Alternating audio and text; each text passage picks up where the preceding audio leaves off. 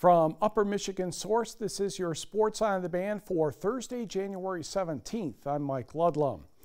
Michigan Tech knows how to upset a team when it comes on a UP road swing, and that was the case last night at the SDC gym as the Huskies entertained Grand Valley State.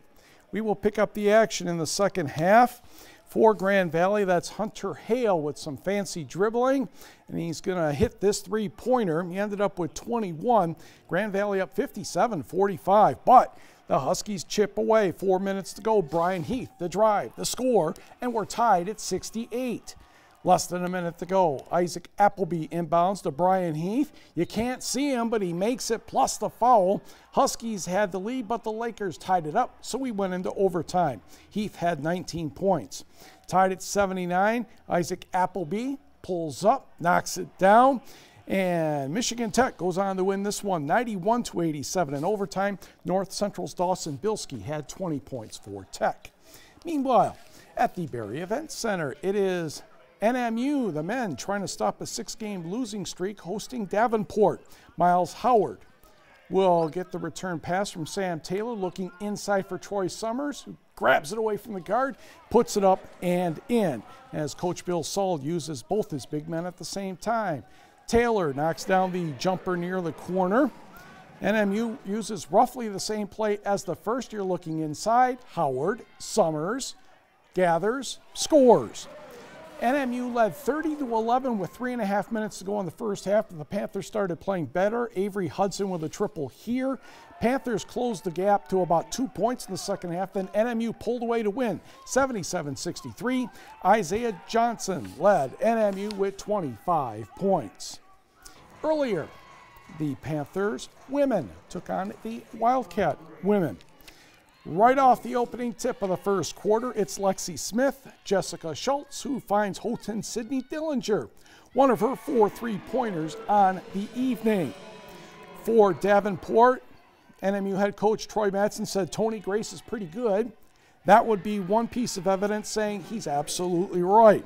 But the Wildcats would keep going. Emily Muller to Dillinger, over to Lexi Smith.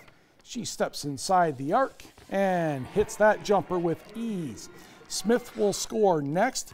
4 NMU players scored in double figures. They trailed by 12 at the half, but NMU came back 46-26 to win this one 69-61. Back to the SDC. I have to admit it was a rather frustrating night for the Michigan Tech women against Grand Valley. Second quarter action, Ellie McKay takes her defender, steps, and knocks down the 3. She had 9, but the Huskies trailed by 11.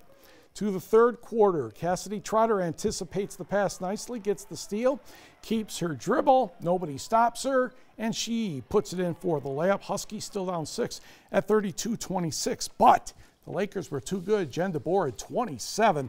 Michigan Tech only shot about 27% from the floor. Lakers take this one 53-35. To the scoreboard, where Lake Superior State lost both games to Wisconsin Parkside. The women 76-63, the men barely 83-81. High school basketball, let's go to Negaunee, where the Miners were entertaining Gladstone. Jackson Sager, Jason Waterman to Drew Lindbergh for 3, and the Miners are on the board first. For the purple and white, Raincaster, Reesecaster, looking inside, finds Jared Crow, who maneuvers and scores with the left hand.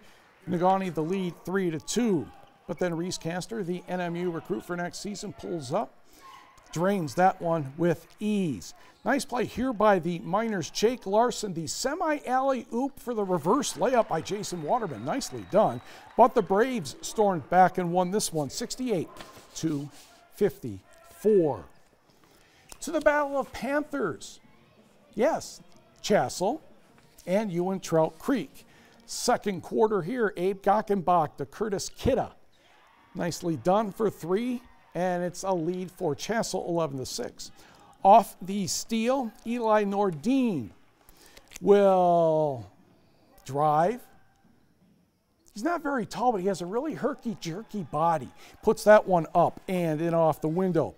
A couple minutes later, Jaden Borseth standing behind the 3-point line, and buries that one. He had 21. Chassel, though, still up by 7.